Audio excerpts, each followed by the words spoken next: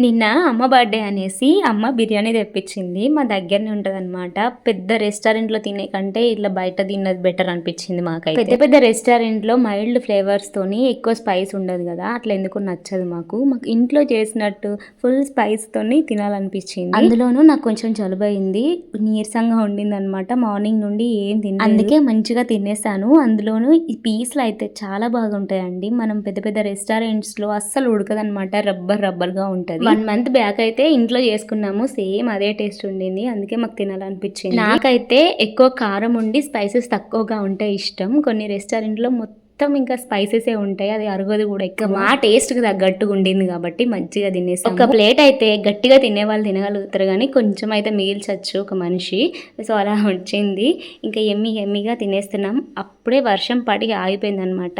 ఇంకా బాగా అనిపించింది తింటుంటే. ఇంకా మా డే అయితే ఈ బిర్యానీతో కంప్లీట్ అయింది.